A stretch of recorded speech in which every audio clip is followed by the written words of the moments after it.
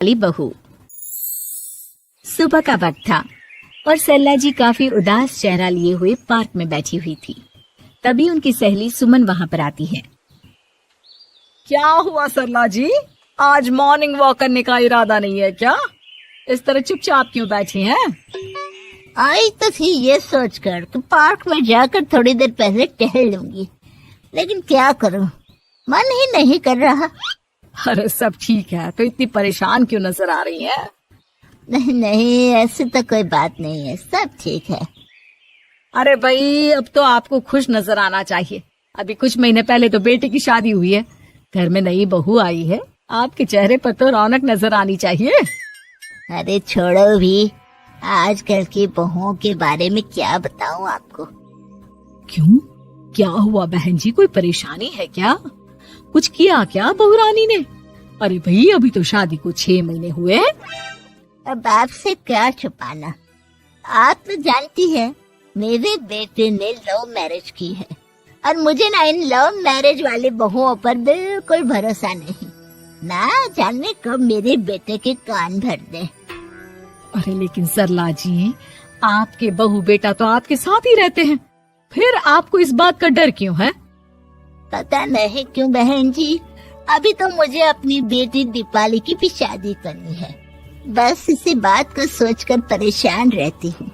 ये love marriage वाली बहू पता नहीं कितने दिन परिवार में एडजस्ट कर पाएगी। कल को अगर बेटे को लेकर दूसरी जगह चले गई तो क्या होगा? अरे हाँ, याद आया, दीपाली तो दिल्ली में नौकरी करती है ना? हाँ हाँ, बहुत अच्छी नौकरी लगी है उसकी। और आप किसी से कहना मत, अपने ऑफिस में साथ में काम करने वाला कोई लड़का उसे बहुत पसंद है, बता रही थी मुझे। लेकिन अभी तो आप कह रही थी कि आपको लव मैरिज और इन सब में भरोसा नहीं है। अरे तो क्या हुआ, जहाँ बेटी खुश रहे वहीं मैं खुश हूँ। और वैसे भी बेटी को तो दूसरे घर जाना है, वो लोग जाने और उनकी बहू जाने, मुझे तो बस अपनी बेटी का ब्याह करना है। अच्छा अच्छा, ठीक है ठीक है, जैसी आपकी मर्जी। लेकिन मुझे लगता है कि आप अपनी बहू के लिए कुछ ज्यादा ही सोच रही हैं। क्या पता वो वैसी ना हो जैसी आप समझ रही हो। सरला जी अपनी जगह से उठते हुए कहती है, अब ये तो भगवान जाने, बस मेरी बेटी दीपाली की शादी उसकी पसंद से हो जाए तो मैं गंगा नहा लूं। चलिए बहुत देर हो गई है, मैं भी अब घर जाती हूँ। अच्छा अच्छा ठीक है, मैं भी चलती हूँ। अगले दिन जब सरला जी अपने घर पर बैठकर चाय की चुस्कियां ले रही थी, तभी उनकी बहू वहाँ पर आती है। मम्मी जी, मैंने एक जगह नौकरी के लिए अप्लाई किया था और वहाँ से सब कुछ पॉजिटिव आया है। मैं भी नौकरी करना चाहती हूँ ताकि घर के खर्चों में थोड़ा हाथ बटा सकूं। अरे बहू, तुम्हें नौकरी करने की क्या जरूरत है?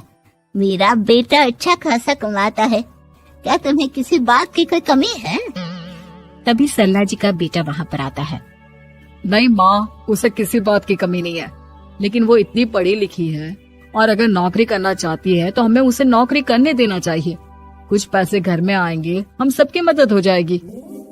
तुम तो ऐसे कह रहे हो बेटा जैसे ये घर तुम्हारी पत्नी की कमाई पर ही चलता है।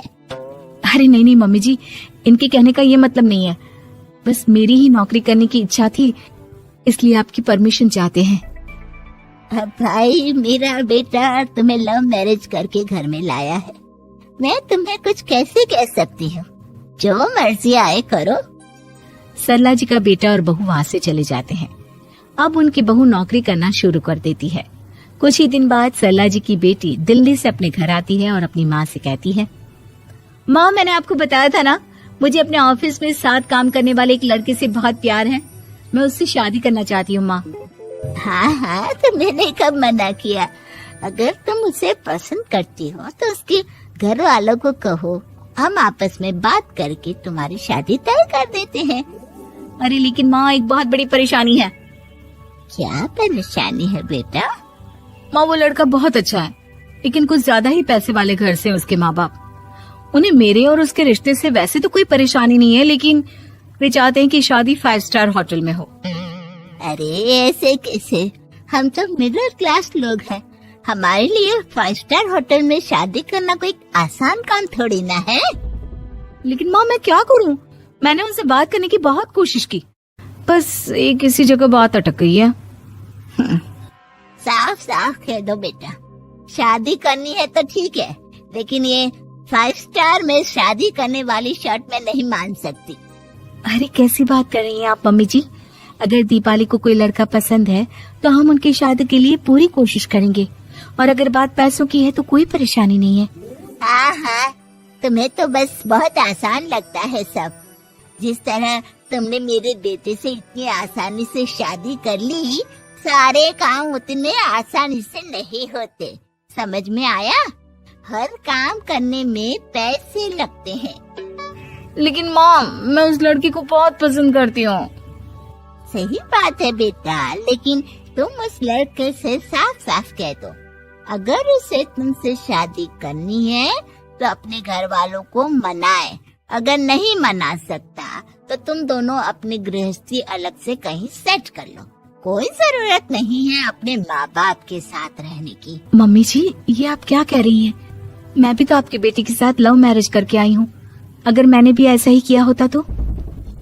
लो, अब तो मुझे उल्टा जवाब देने लगी। देखो बहू, मैं तुम्हारी सास हूँ, मुझसे ठीक से बात करो। लेकिन माँ, भाभी ठीक तो कह रही हैं। हाँ, अगर बात शादी के खर्च की है तो मैं उस लड़के से कुछ कह सकती हूँ, लेकिन उससे अपने घर वालों से अलग होने के लिए कहना, ये सही होगा क्या? आप तो समझिए माँ। और वैसे भी मम्मी जी, मैंने कुछ महीने पहले जॉब करना शुरू कर दिया था और अपनी पूरी सैलरी बचा कर रखी है। आप चिंता मत कीजिए, मैं दीपाली की शादी में कोई कमी नहीं होने दूंगी। तुम अपनी सारी तनख्वाह मुझे मेरी बेटी की शादी का खर्च करने के लिए दे दोगी? हाँ माँ, मैंने भाभी को पहले ही सब कुछ बता दिया था और वो इस बारे में सब कुछ जानती थी, इसीलिए उन्होंने पहले ही नौकरी करनी शुरू कर दी ताकि मेरी शादी धूमधाम से हो सके। तभी सरला जी का बेटा वहाँ पर आता है। देखा माँ, जैसा हम हर समय समझते हैं वैसा होता नहीं है। आपको लव मैरिज करने वाली बहू से नफरत थी ना, लेकिन अपनी ही बेटी की लव मैरिज पर आपको कोई एतराज नहीं था। ये तो गलत बात है ना। हाँ बेटा, सही कह रहे हो तुम। बहू, मुझे माफ कर दो, मैंने तुम्हारे बारे में गलत सोचा।